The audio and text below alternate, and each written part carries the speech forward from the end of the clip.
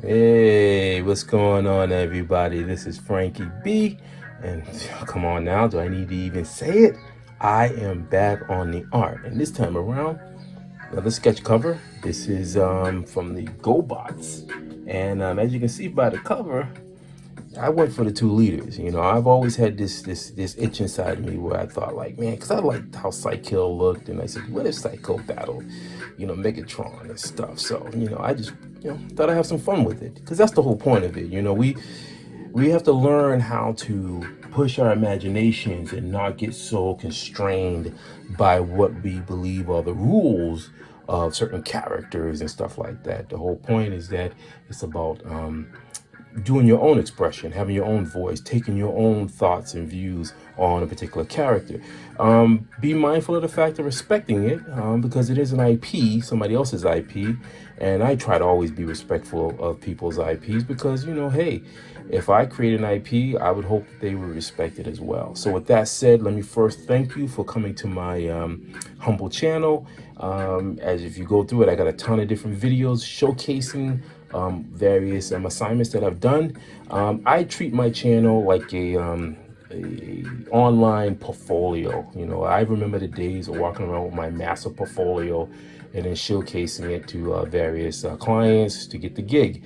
As time went on, I ended up, because on the advice of some other fellow or some of my peers, I scaled it down to binders, in which I started just going around with a binder with 8.5 by 11 illustrations inside, nice little plastic sleeves, just much more easy, quick, allowing the art buyer, that's what we call them, art buyer, to be able to look at it, or even the art director to be able to look at it and view it very rapidly so that they're not getting bogged down, because time is very important, especially in the field that I was doing, especially in advertising and then also in production and so forth.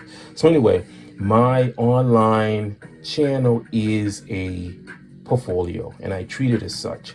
But with that said, one of the great things about this particular portfolio capability is the ability for people to interact, whereas you can leave a comment, and I really do appreciate comments.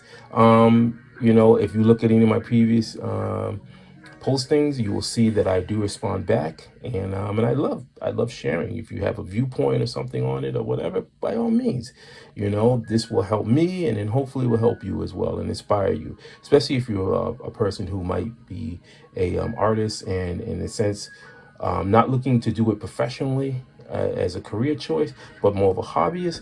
Then by all means, that's you're still in that wheelhouse like I am. You are an artist, you are a creative. So anyway, with that said,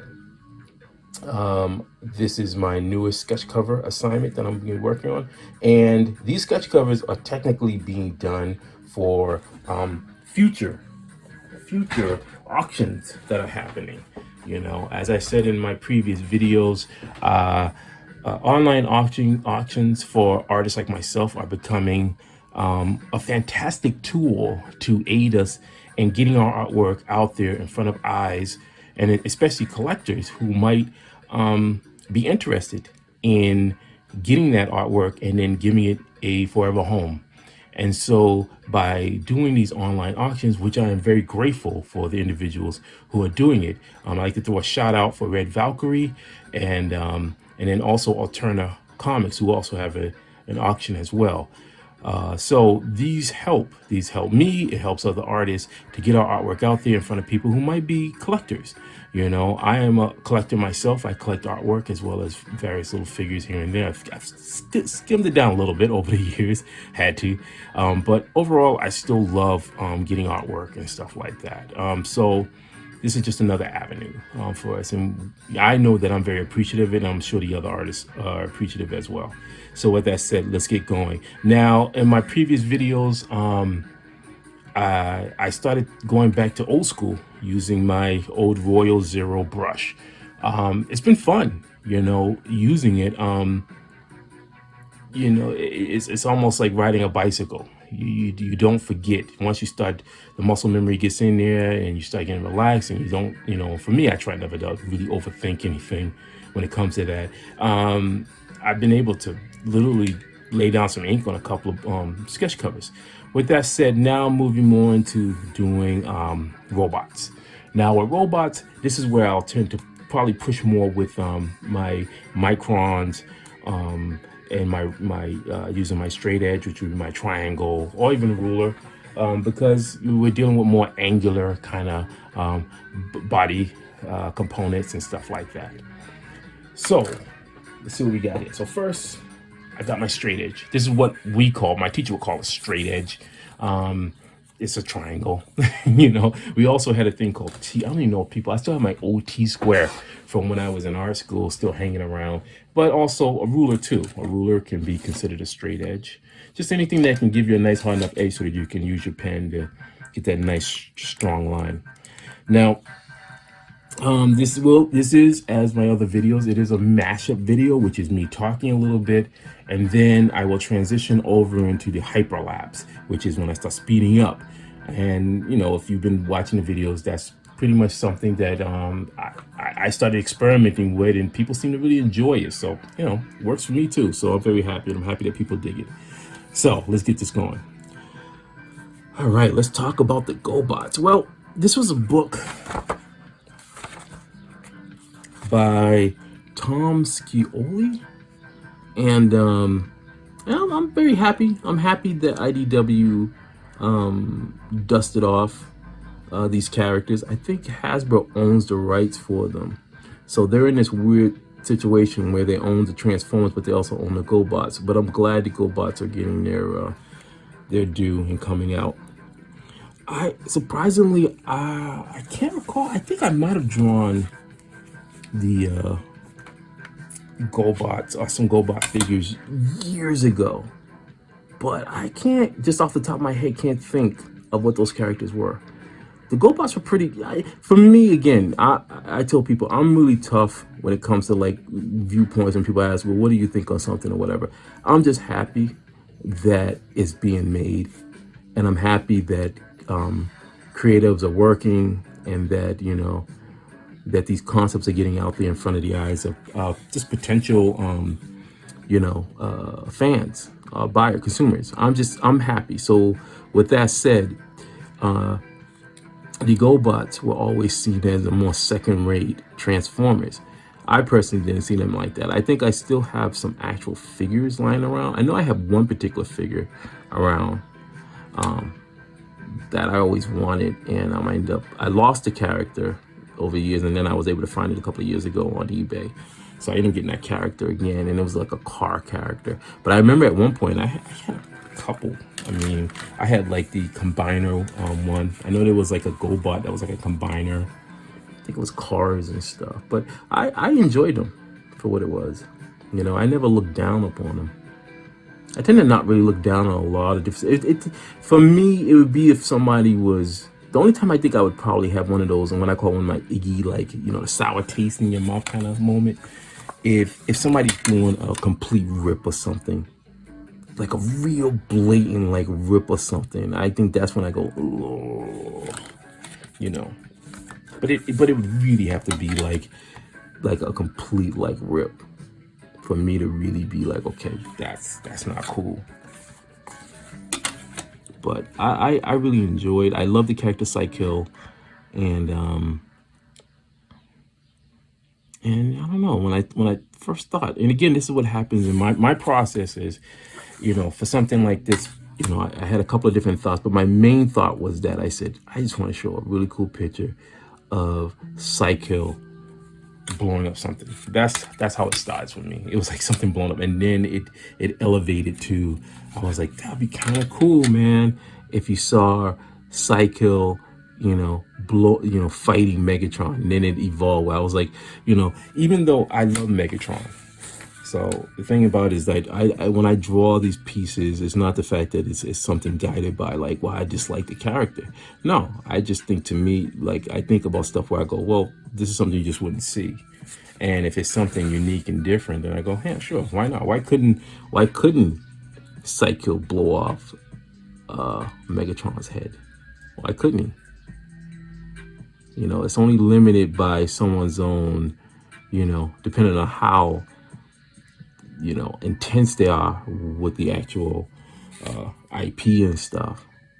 I've never been that hardcore when it comes to stuff like that. I see the Transformers as the Transformers, and that's it. I appreciate the fact of what the IP has done, and the overall message of how they've aided the love for super robots as well as mechas. Oh yeah, I look at it in a more bigger, broader picture than just focusing on the fact of, oh yeah, these are the Transformers and blah blah blah blah blah. So you know what I'm gonna do? I said I did this right here, but I don't like this. But see, you don't give the Transformers. See, it's always so tricky. So you can't really give them teeth. That is like the biggest dilemma. I think they kind of did with the new ones. I can't recall the Bayformers.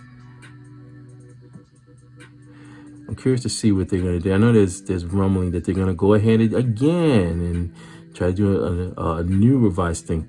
One of the things that I do respect about the MCU is that the MCU have a plan, and they've been really strategic in how they've laid out their films, to the point where they don't have to rehash. They don't have to go back and do another different version. I love that. I think that just shows to me that they've been really planning stuff and laying it out, that there is a plan, which is so important when you're doing these kind of projects.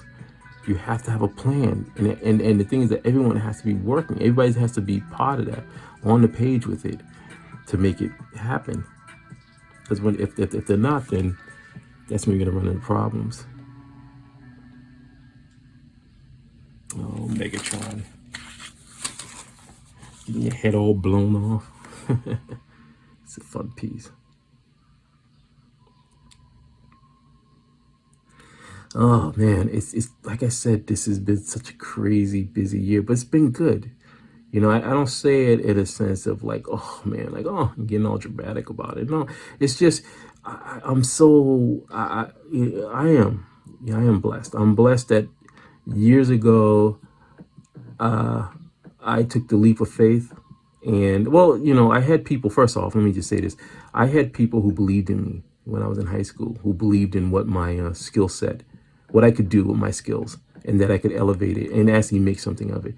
I had people behind me that truly did believe that I could make something, but I had to believe it to truly, you know, take it to the next level. So I'm very blessed and fortunate that I followed through, and that I'm a very stubborn person. You know, when I set out to do something, I'm like hella high water. I got to do it. You know, I got to prove to myself as well as to the people who I love that I'm not just in this just to flap my gums, that kind of thing. I've always been a person who had been like more like you got to be a doer. You can't be someone that just talks the talk, because there's a lot of talking. There's a lot of talking that goes on. You see out here in the world, a lot of talking, but not that much action. And the thing about it is, it's unfortunate because the talking seems to get so much more airplay, you know, so much more oxygen than the people who are actually doing stuff, especially positive stuff. So I'm sorry, going off on a little tangent or whatever, but anyway, yeah, so fortunate that my decision to look at art as a career path, you know, I've been able to navigate those waters. I still navigate those waters, you know. And you know what? I wouldn't have it any other way. I'm somebody who is from the old school way of like, you know, I can't, if I am given accolades for whatever I do, I want to feel like I earned it. I don't want it to be something where people are just tossing them out as a freebie because they're just like, well, you know, we're just going to give this to you. No, I don't need you to give me something. What I need to do, if anything, if you're going to hire me, you hire me because you believe in my skill set, that you believe in my professionalism to make something happen, and that I'm going to give you the highest quality of work. That the service that you're going to get from me is going to be, you know, 200% of what I can give you. That's what I want. And I'm on it. I'm on it when people truly do you know, dig what I do and stuff. And they let me know about it. Yeah, it's humbling. Sometimes I don't even know what to say about it. I just sort of take it in. I talk to Jess, and I just go, man, you know, this person really dug it, and you know, it's a lot different than what I had to what I dealt with in working in the more corporate kind of sense. Because even in the corporate kind of world, you know, at agencies and things like that, it was more like, you know, you'd be like, yeah, you did a good job, Washington, that kind of thing, and then you move on. Then here's the next gig, you know, are you going to be available for this gig and that kind of thing, and there you go, you know. So I did a good job, but I was rewarded by getting more work, you know. And so that's how I kind of took. So it's a lot different when you have people who genuinely are like, man, I really love your work, and you know, I want to commission you to do something and stuff. And they're genuinely like, I want to commission to get some artwork from you. You know, that's a whole nother level. It's a wonderful level. You know, I want every artisan out there. I think every artisan dreams of that. And that's, when I say artisan, I say writer too, and poet, whoever, musician, just to be able to be recognized, and that you have people that go, I'm genuinely here to, because I love what you're doing or your work. It's powerful. And it inspires me. It inspires me to do better and keep pushing, you know. But it's also a constant reminder that you just can't use the word and say, use the word professional. You have to live it. Being a professional, anything, means that there's going to be a level of mindset that you have to have when you approach your assignments. Even when I use the terminology I use is clients, assignments. That's I'm letting people know that I'm serious. This isn't, you know, you could be drawing a picture for a friend, but see, if you're drawing a picture for a friend, you may not take it serious. See, and the thing about it, if you have that friend mentality, then if you're not taking that assignment, if you don't even call it assignment, and you're not treating it seriously, then, you know, what's going to happen? You may not even complete it. You're going to be like, well, you know, hey, buddy, friend, you should be understanding why I'm, you know, 5 years late getting that commission to you. You should understand, you know. No. Anytime I do an assignment for someone, you know, my mindset's like, I'm getting this done. This has to get done. That means I have to sit down and allocate my time. I even have like what I call my work calendar. My work calendar is how I have everything laid out, and it's actually me and Jess both share it. You know, where, you know, appointments and, you know, and if I have auctions to do or whatever, things are laid out, and I constantly look at it to make sure that I'm on point. You know, appointments too, to see whatever, just to make sure that my time is allocated, and that also that the time that I use is that something that also doesn't interfere with my personal life as well. My relationship with my wife, that's important. Finding that balance. You know, they shouldn't have to. I've already gone through that stage of working and, you know, and sacrificing time and stuff like that in relationships and stuff like that. I've gone through that, you know, and I'm not. I don't want to go through that again. So if I don't want to go through that, that means that my approach to assignments has to be one that works in my favor, or I just can't do it. You know, I have to excuse myself from the project. And I have excused myself from projects. Either I will explain to a client and say this is the situation, and if not, then I just won't do it. It's, you know, no hard feelings or anything like that. It's just that, you know, I have to be mindful of what I'm willing to do.